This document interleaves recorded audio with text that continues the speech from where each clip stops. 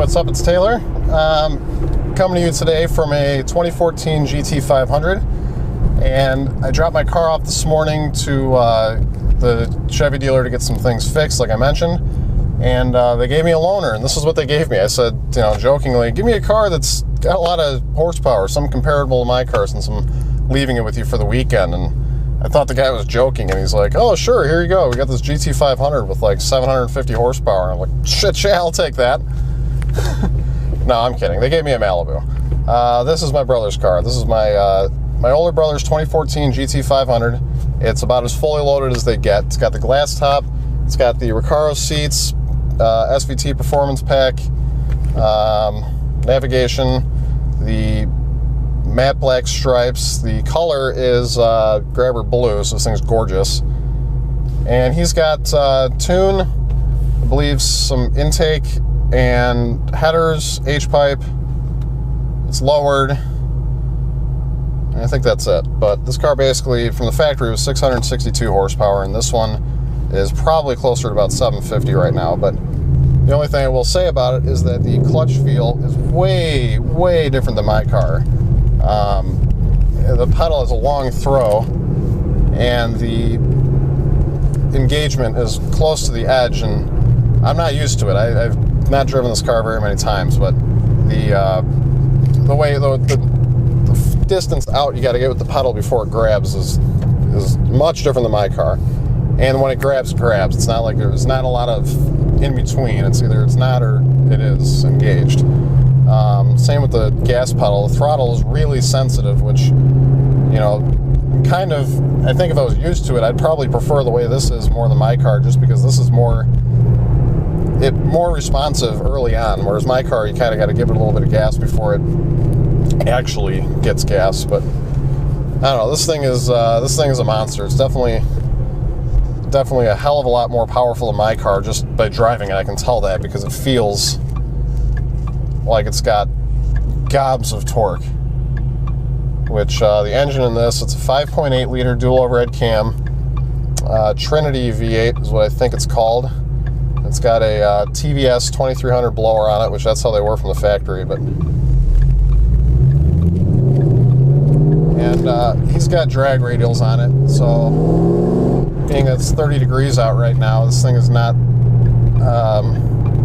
very confidence-inspiring to drive. But the way it rides is quite stiff, because this car was designed to be a sports car, unlike my car, which is a, you know, family sedan that is sporty. I think, in my opinion, it's not designed to be a race car. It's not like an HSV, which I'm sure has a much more sporting feel to it. But this thing, it sounds mean. The stock mufflers in this thing are like the SS, where they're super loud just from the factory. But now he's got, like I said, he's got the headers and H-pipe, so this thing's definitely a loud as hell car. I'm sure you can hear it in the video, but the blower, I haven't really gotten on it yet. Just like I said, it's cold outside, and plus it's not my car, and he's not with me, so I don't want to get on it and do something stupid like a lot of Mustangs, you know, happen to do, but don't want to do that. But the blower is loud, I can assure you of that.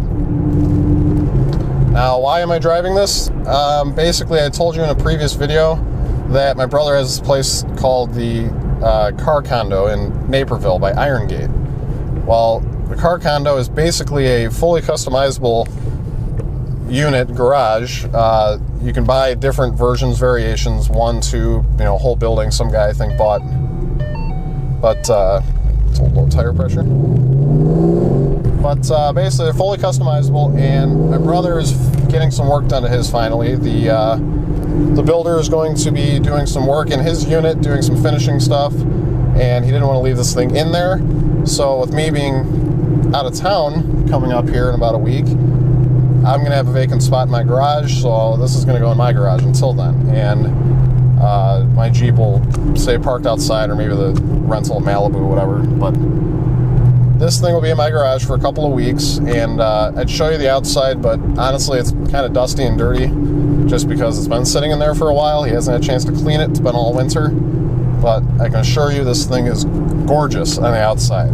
I don't know, if you ever see the grabber blue GT500s, I think they are a is the perfect color. My brother bought the exact perfect color for this thing, which, like my car, when I bought it, I was on the fence on what color to buy, and I think I chose the right one. I'm overly satisfied and wouldn't have wanted a different color after seeing them all now. But that's how this thing is. He ordered it, special ordered it, and I remember when he was going through the processes of thinking about what options he wanted to get, he was asking me and my other brother what colors, and the obvious black or gunmetal gray, but this blue is just, it is gorgeous when it's clean.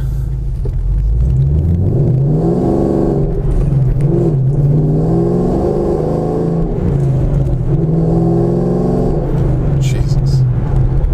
So yeah, this thing means business. This is a freaking missile. It does 200 miles an hour stock. I'm sure it easily does a little bit more than that now. Not sure what, 210, 205, I don't know. But this was a 200 mile an hour car when it came out, so it's kind of nuts. I think these seats are gorgeous. The glass top is amazing. I don't know why more cars don't have this as an option. This full glass roof. It's like, doesn't open, but it is beautiful.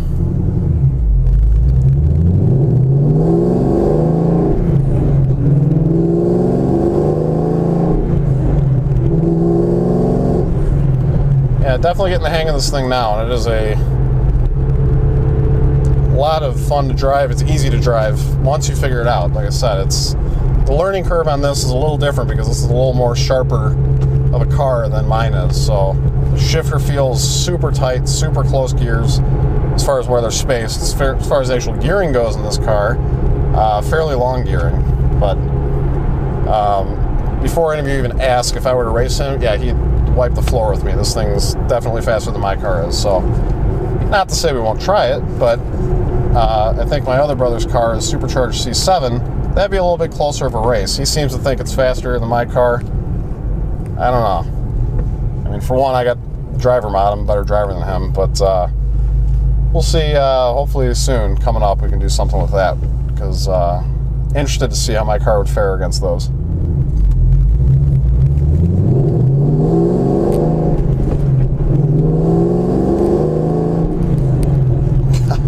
Fuck, this thing is badass. That's the other thing about GT500 that's interesting to note, is that Ford, when they announced this car, they kind of teased at the horsepower and then went nuts and said it was 662, which I know Hellcats have more horsepower, but little side note, these are faster. And the other thing is that the price point on these, I think, completely bone stock from the factory, the lowest, that's nice, guy just blew a red stop sign. From the factory, the cheapest option, base standard version of this, I want to say it was like 55 grand. This is a shitload of a car for 55 grand. But the other thing is Chevy came out with the ZL1, obviously underpowered compared to this, 580 horsepower. And I think it just never really could compete with this thing, because this thing was just a monster. But the other thing is that Chevy couldn't sell them. Not that they didn't sell them, but those, I think you could find them deeply discounted for quite a while after they came out, and these, not so much.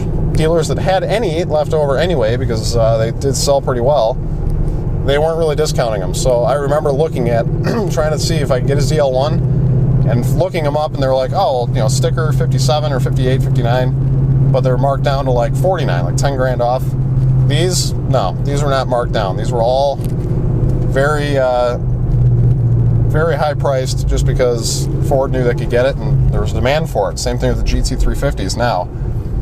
As you saw, Chevy made a track version of the Camaro, the Z28, asked 75 grand for it. Not a lot of people bid, and those things sat on lots and didn't sell well. And Ford comes out with the GT350 and 350R, and those things have markups on them, and people are paying it, and they're still worth a lot of money. Not that they're old, but they held up. They kept the value in it. I think part of that is the fact that Ford is using unique engines. This thing in here isn't in any other Ford. This is it. You want this engine, you got to buy this car. Same with the GT350 and 350R. You want that Voodoo engine? Those are the only cars you can get them in. But GM, which obviously helps even out the costs and development and everything, puts the same engines and everything. But I think, you know, for uniqueness, this thing's definitely one hell of a car. Alright, so we're getting close to home now, so I'm going to end this. But basically, yeah, got the Shelby. It's going to be sitting in my garage. And my car is at a shop right now getting stuff fixed. Next week I leave for vacation. Going to head down for the Tail of the Dragon and some other things. But don't forget to please give this video a thumbs up. Don't forget to hit that subscribe button and comment below. And have a wonderful night.